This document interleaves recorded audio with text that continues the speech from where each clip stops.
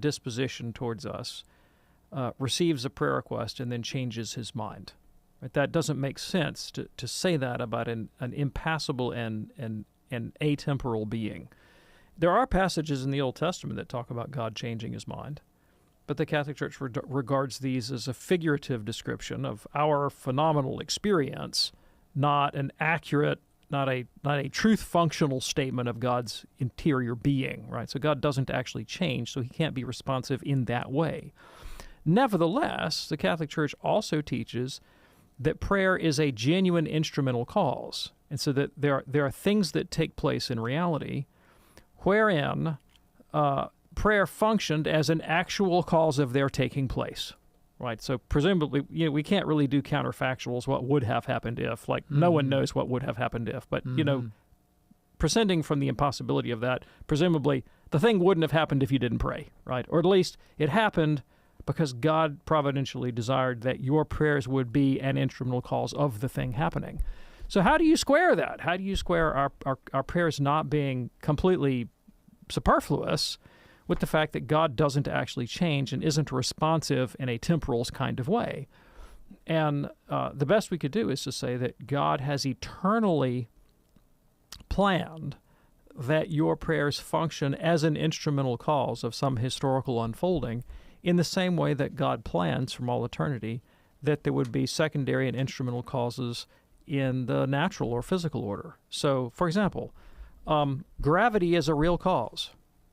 It's a genuine cause. It's an instrumental cause. It's not the ultimate cause. God is the ultimate cause of everything. But God fulfills his purposes for the natural world through, among other things, gravity. Similarly, in the spiritual realm, prayer is not the ultimate cause. That's the eternal will of God. But God plans that the unfolding of his will for humankind's spiritual destiny will take place, among other things, through the instrumentality of prayer, notwithstanding the fact that he himself does not change. Now, that having been said, I will state that the primary goal of prayer in the Catholic tradition is not to get stuff done, right? It's not, and it shouldn't be, and its efficacy shouldn't be measured in terms of how many external circumstances have I been able to alter, right? And in fact, I don't know how you could measure that. How could you possibly evaluate the efficacy of your prayer? Because let's say I pray that Aunt Nettie gets over her pneumonia infection. I pray it and then she gets better. Can I know that my prayer was the cause of her getting better? I don't see in principle how you could ever know that, right? No. Let's say I pray and she doesn't get better. Well, could I know in principle that my prayer was that some deficiency in my prayers, the reason she didn't get better? No, I could never in principle know that. So, the tendency to sort of mark off answered prayers as such seems to me to reflect much more an act of faith on our part, a decision to construe reality as answered prayer, as it does any kind of empirical evidence that could be chalked up in a scientific report. It's just doesn't work that way. Right. But the ultimate purpose of prayer in the Christian life isn't to get stuff done in our physical environment. It's to change us. And St. Augustine said that all Christian prayer should be evaluated according to the model of the Lord's Prayer, which ultimately kind of reduces to the major petition, which is, thy kingdom come, thy will be done. Yeah. And let me tell you something. It's going to come and be done whether you want it to or not. Right? True, true. So what's the point of praying that God's will be done? So that you're part of the program and not part of the problem. Be part of the solution. I like that a lot. Andrew, thanks so much for your email. It is a call to communion here on EWTN. Looking for your phone call at 833-288-EWTN. That's 833-288-3986. If you call right now, you can get an open line.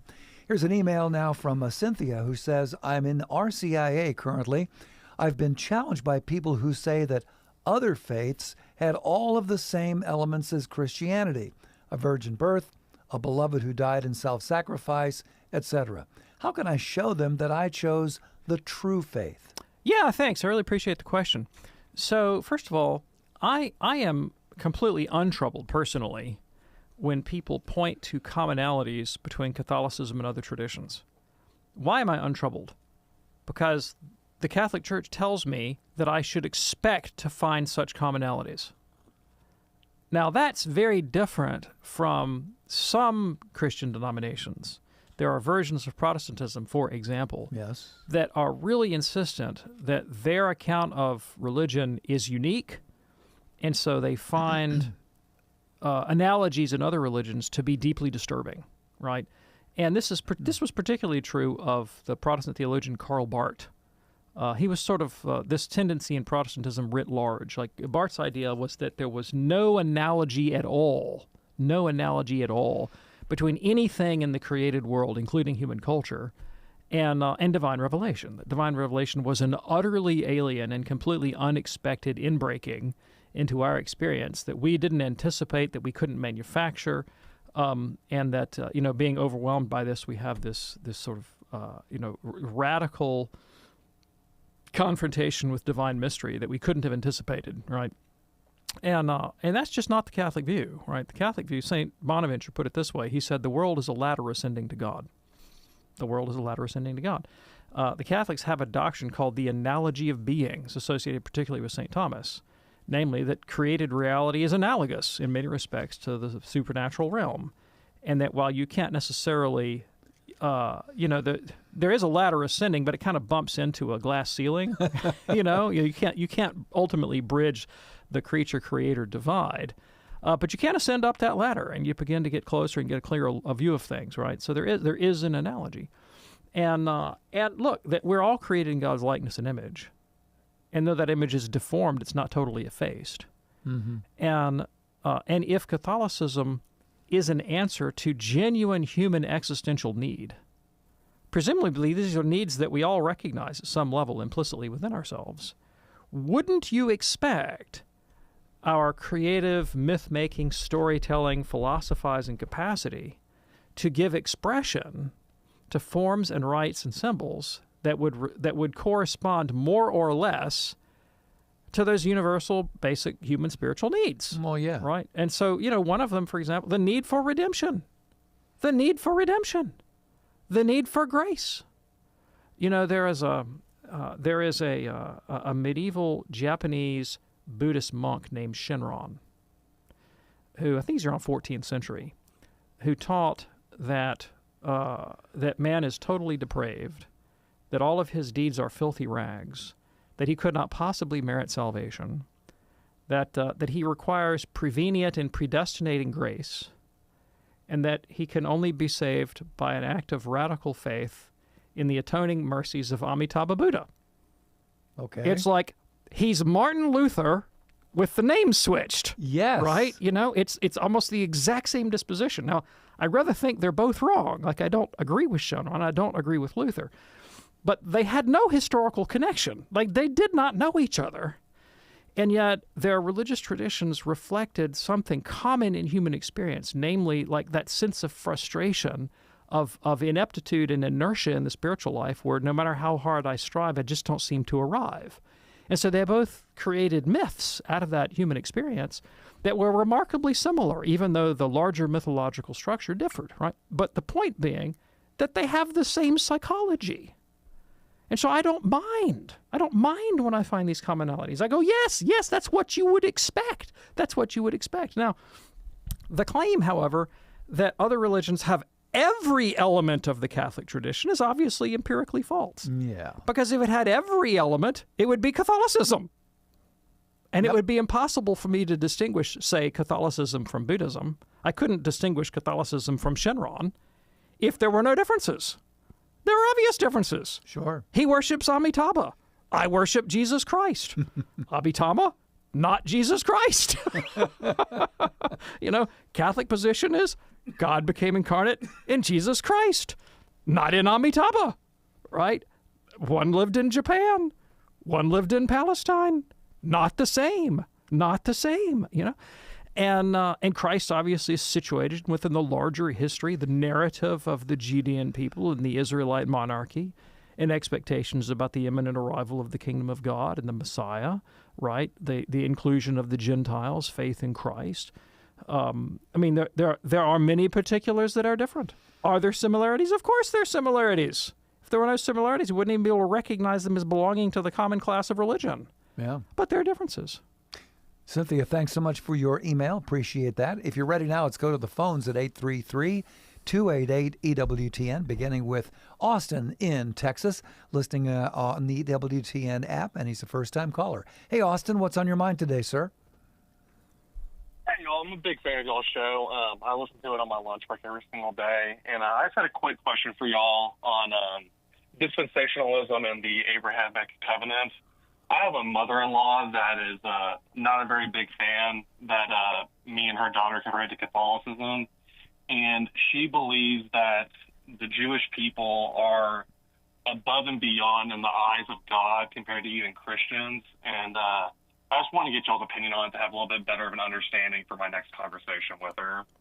Yeah, thanks. I really appreciate the question. So it's not at all uncommon among modern 20th and 21st century dispensationalists to go in for a kind of Judeophilia, if I could use that word, a kind of fascination, a kind of fetish even for all things sort of Hebraic and Jewish. And I myself am a bit of a Judeophile in the sense that I have a profound respect for the Jewish tradition and a deep admiration for many of their religious and cultural accomplishments. However, the way I assess my Judeophilia, I think, is quite different from what you would find in dispensationalism, because in dispensationalism, it's all the particularizing elements of Judaism that come in for approbation. So, for example, part of their eschatology is the belief, it's central to their eschatology, is the belief that in the millennium, when Jesus comes back, that he will set up a Jewish kingdom in Jerusalem, sit on a physical throne, rule over the nations, as you find in the prophets like Ezekiel and so forth, where they have these images of the throne of David reestablished and justice going forth and the law going forth from Zion, et cetera, et cetera. They think that's going to literally happen. And so Christ will be a sort of conquering king who will rule from Jerusalem. And the temple will get rebuilt, and animal sacrifices will be reinstated, right? And so that the eschaton will have a very sort of Hebraic and Judaistic flair to it. We'll be singing Hebrew hymns and dancing around with blowing shofars and things of that sort.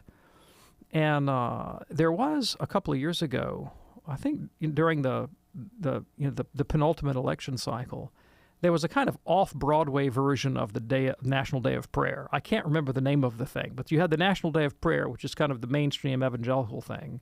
Then you had the kind of off-Broadway version, which was a bunch of Pentecostal types and so-called Messianic Jews, many of which tend to the sort of charismatic Pentecostal direction. And their whole ethos was this, Jericho march around Washington, let's blow the shofar and bring down the walls of the other political party. Not going to name any names here, but it was a very sort of deeply political, highly like pro-Israel, lots of Jewish symbolism kind of thing going on. I remember that. It's part of the ethos of the tradition. And because it's baked into their eschatology, right? Their view is that God's promise to Israel, literally, like the literal promise of the conquest of land and, the possession of the world as a kind of vassal state to God's sovereignty. That's what redemption consists in, right? And I, as a Catholic, I find that, quite disturbing. I think it's deeply contrary to the message of the New Testament, profoundly contrary to the message of the New Testament, which teaches that it's precisely those elements of Judaism that are temporary. It's precisely those things that have faded away. The elements of Judaism that persist, and this is the New Testament vision, is the moral law of God. Now, hold on to that thought, because I want to come back to it briefly and conclude on the other side of the break. Yeah, sit tight there, Austin. We'll continue that, and we'll also get, hopefully, your phone call as well at 833-288-EWTN. That's 833-288-3986. It's Called to Communion with Dr. David Anders on this Wednesday afternoon here on EWTN.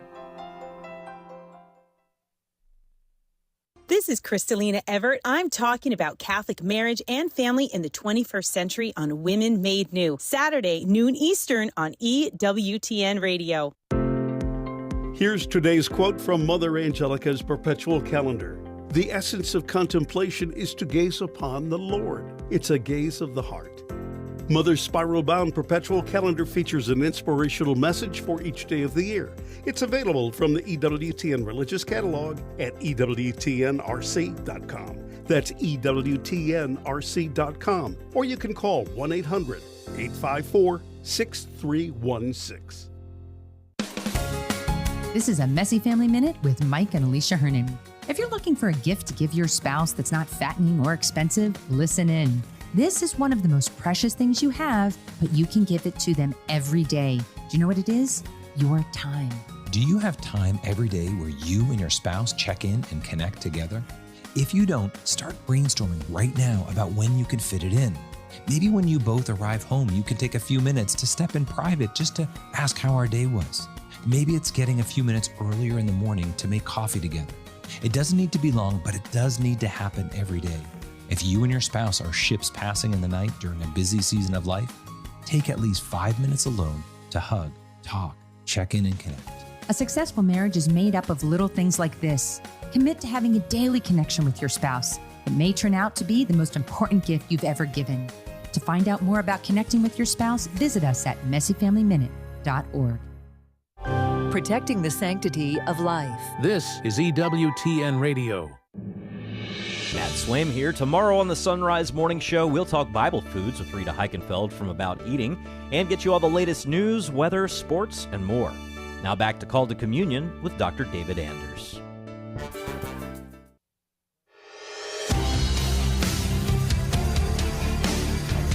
Glad you're with us for the Wednesday edition of Call to Communion here on EWTN. Couple lines open for you right now. 833-288-EWTN. That's 833-288-3986. Before the break, we were talking with Austin in Texas. He's got some question about dispensationalism. Yeah, so before the break, Austin was asking about, explain the dispensational view of the Jewish people and why some dispensationalists would seem to value Judaism, it's seemingly above Christianity. And in answer, I pointed out that it's central to dispensational eschatology, their view of the end times, that God will ultimately fulfill all of the literal promises of territorial conquest made to Israel in the Old Testament, that those will be fulfilled in the eschaton, such that Jesus comes back at the end of time and sets up a very Judaistic and very Hebraic kingdom in Jerusalem with the resurrection of temple sacrifices and the physical conquest of the world, military conquest of the world, and people bringing tribute on camels and that sort of thing, those kind of images of the prophets. That's what stands out in dispensational eschatology about what we have to look forward to in the coming of Christ, which explains the kind of Judeophilia that one finds in some dispensational and Pentecostal circles, up to and including, a kind of reverence for the Hebrew language and Hebrew dress and musical styles and the blowing of shofars and sort of imitating the Jericho March and calling on God to break down the walls of one's political enemies. That kind of thing is very typical of a certain subset of Protestant fundamentalism. And I want to contrast that with what I think is a Catholic way of valuing the Jewish experience. The New Testament believes that all those particularizing elements, like territorial conquest and national dynasties and dress and food and song and ritual and temple sacrifices, that those things are of a kind of a instrumental value, and that ultimately the value is to, lead people to Christ and to the universal recognition of God and His will, and they have a temporary value, and they're not perennial in the sense that dispensationalists would view them. That doesn't mean that Judaism as a unique tradition doesn't offer tremendous benefits to the world. And I mentioned that I myself, as a Catholic, have a certain kind of Judeophilia, but it's not for, those kinds of affects. It's not for, food and clothes and ritual. It's for the profound ethical sensibility that the Jewish people have brought to reality, right? Yeah, The promise of the prophets was that it wasn't that the ritual of Moses, but the moral law of God would come to be recognized throughout the world, which in fact has taken place, right? Was it John Paul II that said that we're all Semites in that sense, And there's a French Jewish philosopher named Emmanuel Levinas, who, when asked, in what sense are you a Jewish philosopher? Had a beautiful answer. He said, in his mind, the unique vocation of the Jewish philosopher is that the Jew has a unique experience of the brokenness, the rawness, the cruelty and the incompleteness of the world, and that election, the biblical concept of election for Levinas, is the consciousness, the recognition that I am responsible for every man. And the Jewish concept of the tikkun olam, the repairing of the world, that my unique personal responsibility is to do my part to repair the brokenness of the human race. What a tremendous vocation. Yeah. What a beautiful vocation.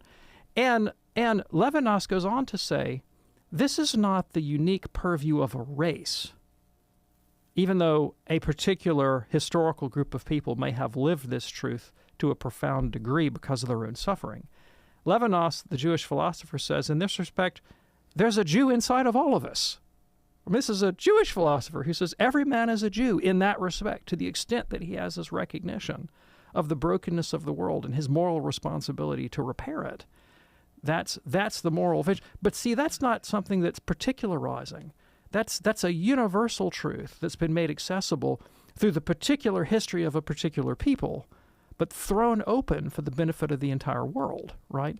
And when you look at what the Jewish people as a group have accomplished in terms of their ethical thought, in terms of their cultural contribution to reality, I mean, it's awe-inspiring given the numerical size of the tradition compared to their actual historical influence. It's nothing short of miraculous. And so one does stand back and say with a kind of awe, surely God must have his hand on this people, right? But to my view, not in the way that dispensationalists hold. And to be fair, most of the Jews that I know would recoil at the vision of Judaism that modern dispensationalism puts forth. They would identify much more with, say, Levinas's position than the dispensationalist who says, we're all going to be singing Havana Gila and, eating kosher and sacrificing red heifers. That's not the vision that the Jews I know want to project of Judaism to the world, but rather this profound ethical consciousness. Austin, is that helpful for you, sir? Yes, I really appreciate it. Thank you all so much. We appreciate you. Thanks for listening there in Texas. It is called to Communion here on EWTN. Still time for your phone call at 833-288-EWTN. That's 833-288-3986. Michael is listening to us in New York on Sirius XM, Channel 130. Hey, Michael, what's on your mind today, sir? Well, I just want to say hello, gentlemen. I really enjoy your program, and I find it to be very educational. Thank you. My question is if you could expound a little bit more about the petitionary prayer question. Because in history, there are episodes of documentation where, a whole group of people get together to prayer and they have a change. What appears to be a change in the outcome.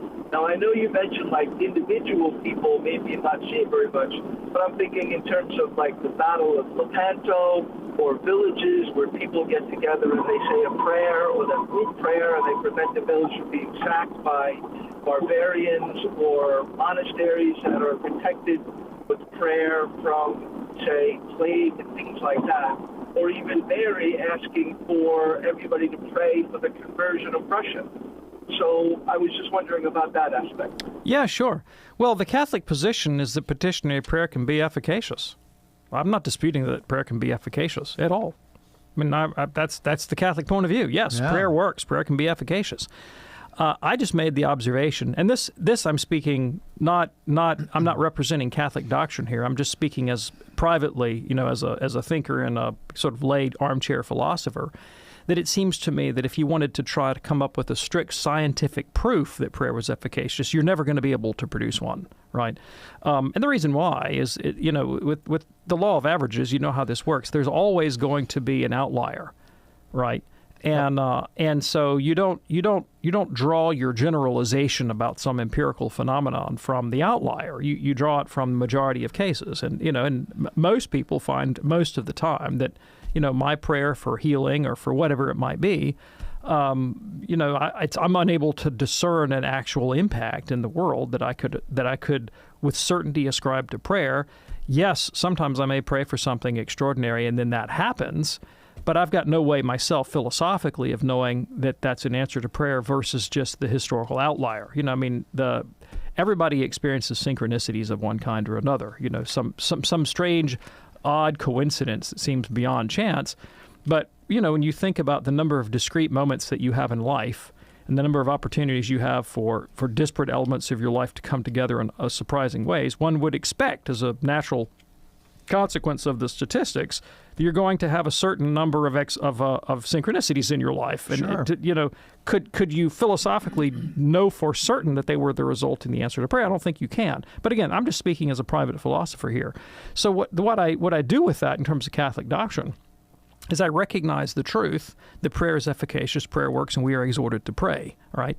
But to the extent that I credit some historical circumstance as the answer to prayer, I am effectively making this statement by faith, right? I am making a decision as a believer to ascribe this event to prayer, but I'm not making any kind of pretense that I could prove that, the court of public opinion with scientific accuracy. I don't think that's possible to do. I just have to. I'm acting in faith here that God answers prayer. Whether or not I can demonstrate that to myself or someone else is basically a no account, because this is a faith position, not one that I arrived at by scientific investigation. Michael, thanks so much for your call today, and we are very glad to have you with us. Call to Communion here on EWTN. We are all over the Jubilee of Youth, coming to you live from Rome. This week, Pope Leo XIV welcoming young people from around the world. Today's events, well, there's one going on right now, and that is a special gathering of U.S. pilgrims and more. Coming up on Friday morning, up early, 4:30 Eastern, that'll be the penitential day from Circus Maximus in Rome. And then on Saturday, we will have the evening vigil, and that'll be at 2 p.m. Eastern on Friday or Saturday afternoon. And then Sunday, fantastic, 3:15 a.m. Eastern, concluding with Holy Mass with Pope Leo XIV. You can check it all out by going to EWTN Television and EWTN Radio Extra. Very proud to be bringing you all of that. Let's go now to Mike, a first-time caller in New York, listening on the Station of the Cross. Hey, Mike, what's on your mind today, sir? How are you? Question regarding, I think maybe the previous call before that one, regarding dispensationalism and the gathering and ingathering of the Jews. I was having a conversation with some friends, Jewish, and there was some Muslim, good friends, and I was kind of always been fascinated with Abraham conversation and defending Sodom and Gomorrah with God and going back and forth just to save the innocent with the guilty. And one of the Muslim friends says, the way we read it in the Quran, it's a little bit different. My curiosity is that, one is that, going back to the earlier caller, I like to know what the difference between Judaism, and the defenders of the Protestant defenders of Zionism and the Jews versus what's going on with the Palestinians in Gaza. But more importantly, the Quran, who wrote it, and if they took snippets, because the Old Testament came first, centuries and centuries before Christ, before Islam, were the writers kind of reflecting and taken from the old Septuagint or whatever, and made the stories look good for the Quran? Yeah, thanks. So you get a lot of questions there. So let's talk about Jewish-Arab relations in the Middle East and the current political conflicts and what relevance the Scripture may or may not have to that historical event. And then we'll talk about Islam in a minute. So first of all, from the Catholic point of view, we are not looking for the reestablishment of a national Israel and a physical monarchy, a Davidic dynasty within historical time, right? And so because of that, the Catholic Church regards the modern state of Israel as as more or less an historical accident. Nothing's accidental in the sense of divine providence, but it's not like the special air of some sort of Old Testament prophecy, the way a modern Protestant fundamentalist would regard it. We would see the development of the Jewish state in Israel analogously to the way we would see something like the French Revolution or the American Revolution or what have you. It's just an historical event like any other that has historical causes. And there must be some relevance to God's providence, but it's not the bearer of some unique divine biblical prophecy, right? Okay. And so in thinking about those conflicts, we should approach them with the kind of realistic international policy that we would approach any conflict. We're going to try to bring reason to bear on questions of natural right and natural law and human relations and try to work out the most possible, the most just outcome that we can that respects the dignity of human persons and so forth, right? So it's a very complicated matter. Now, does biblical prophecy play a role? Well, clearly it plays a role in the minds of the antagonists. Right, so the players on the ground and their international commentators definitely have theological agenda, right? So there are plenty of secular Jews in Israel and North America, for that matter, who don't give a fig for biblical prophecy, who understand very well that Protestant fundamentalists will typically give them uncritical support because of the Protestant belief in biblical prophecy. Well, they're not going to oppose anybody giving them uncritical support, right? Whether or not they believe in biblical prophecy, they recognize that this is a factor in international relations, and people in our country will vote presidential candidates into office based on their interpretation of biblical prophecy. So prophecy plays a role, but in the sense that it affects the mind of voters and combatants. Clearly, the same thing would be true of Islamic activists within and outside of Palestine, who see Israel, as belonging historically to the House of Islam, and they definitely have a theological agenda in pursuing the destruction of the Jewish state, et cetera, et cetera. Within Israel, there are also Orthodox Jewish groups that are Zionistic and have a sort of an imperialistic attitude towards the settlements on the ground that they believe that they have an intrinsic right to the land as such because of the promise to Abraham, et cetera, et cetera. So it plays a role at that level, but Catholic Church doesn't have a dog in that fight, so to speak. We just what is the best, most just outcome we can that can bring peace and respect human dignity.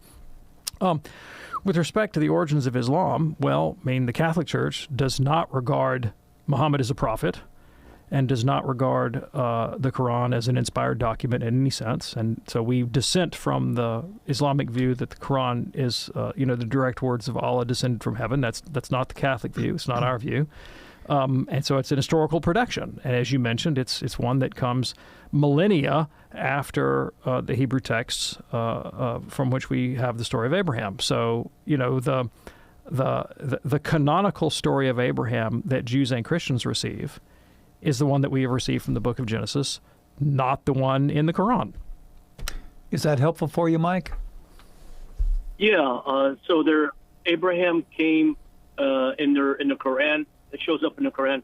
It's just whoever interpreted, whoever writers, because obviously there's a billion of Muslims out there, but they have their own version of the Old Testament. So they respect the old prophets.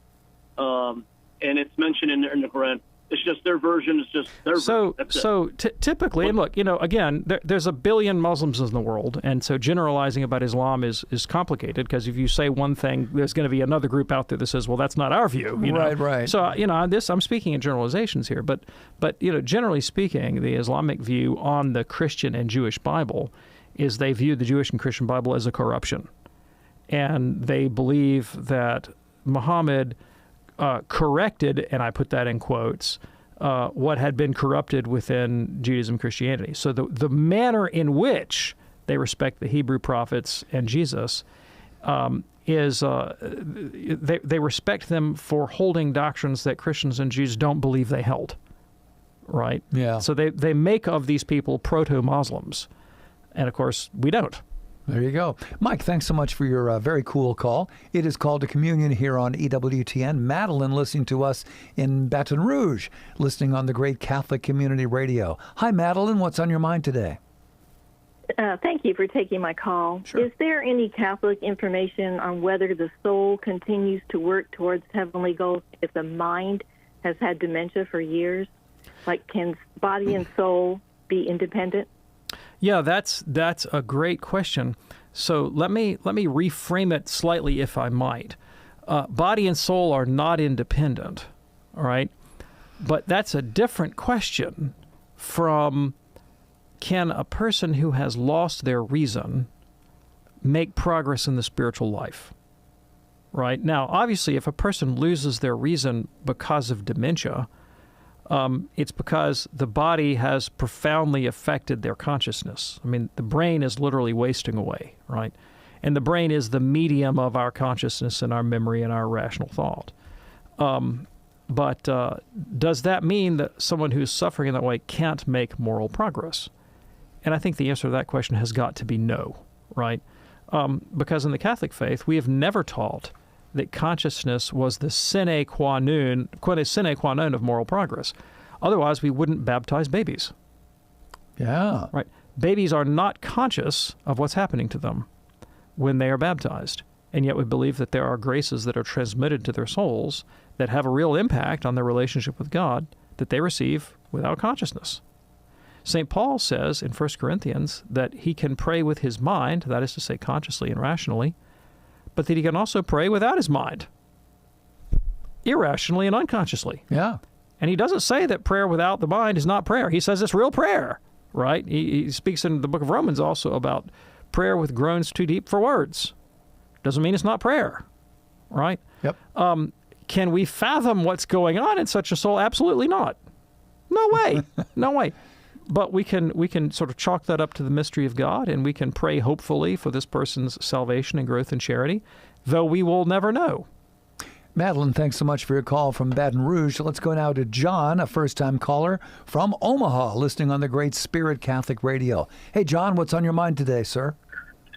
Well, so I have a Lutheran pastor friend, and I almost have a letter ready to go for him. I've done some research on the papacy. Like he claims it's a human institution and all that, But one thing he said is the moment the Pope stops abusing his power, he'd be ready to kiss the ring. So I'm just wondering, what would you say to someone saying that? Well, first of all, he's lying. Right? First of all, he's lying because there are lots of popes who don't abuse their power. Unless he has defined abuse of power so tendentiously that to mean, any pope is abusing his power unless he agrees with me on everything, and then he's not abusing his power. And if that's your criteria, I will only submit to authority when it agrees with me on everything, then you're not submitting to authority. You're submitting to the authority of your own religious opinions. Yeah, That's what's ultimate for you, right? So he's not telling the truth. I mean, as far as I know, Pope Leo XIV has yet to engage in any manifest public scandals. No one has accused him of abuse of power. So let's see your buddy kiss his ring, and then we'll put up or shut up. We know he's not being sincere here. But in truth, the Catholic position is that one is not obligated to follow an abusive pope in his abuse. In fact, one is obligated not to follow an abusive pope in his abuse. So let us say that the Pope, God forbid, were to come by and say, Anders, I will excommunicate you unless you, offer up your firstborn child. Well, then I would say excommunicate away. Yeah. Excommunicate away. Do your worst. Yep. Do your worst. Yep. And Cardinal Newman once said that it would be in bad taste to make toasts in religion, but if he were required to, that he would toast conscience first and then the Pope. Wow. That conscience was the aboriginal vicar of Christ, and that one had an absolute obligation to follow conscience and only a relative obligation to follow the Pope, right? Because if the Pope asks you to violate your conscience, you say Pope Schmope and you go with conscience, right? And that's happened many times in human history. There have been many occasions when we have had bad popes that have asked people to do things that violated their consciences, and they, one would be Savonarola, for example. Oh yeah, Savonarola was excommunicated, and he was like, "Go ahead, do your worst. I'm preaching truth here. I'm telling people to reform their lives, and for the clergy to quit, taking money and practicing simony and concubinage, and I'm telling the city of Florence to shape up and fix its morals, and I know I'm just preaching the straight counsel of Christ, and if you're going to burn me at the stake, burn me at the stake." Well, they burned him at the stake. Yep. And so there's a long history of Catholics opposing their own corrupt hierarchy, and sometimes they get canonized after the fact for their pains. Yeah. Hey, John, thanks so much for your call from Omaha. Angela sent us this email. She says, recreational marijuana will be legal where I live in January. So, Dr. Anders, what is the moral responsibility here, and what would it mean for someone who wanted to try it? Yeah, thanks. I appreciate the question. So, look, the Catholic tradition teaches, Scripture teaches, and I think reason teaches that intoxication frustrates your ability to use your reason. Yep. And that when you use marijuana, you will put yourself at certain kinds of risk. Your risk of a car accident, for example, goes up when you're smoking marijuana. Doesn't go up as much as when you're drinking. And so people will say, it's not as bad as drinking. Okay, so you want a 7-fold increase in mortality, not a 22-fold increase in mortality. Big deal, Yeah. Although Dead. when you combine them both, the risk goes off the charts. Off the charts high. Yeah, okay. Yeah. It does have some impact on impulse control. So people are more likely to engage in riskier self-destructive behaviors. They're less capable of making moral decisions. If you are stoned, you're not going to be as attentive a parent. You're not going to be as available to the people who need you. You're not going to be as responsible. I mean, it diminishes your moral capacity. I don't think there's any question about that, right?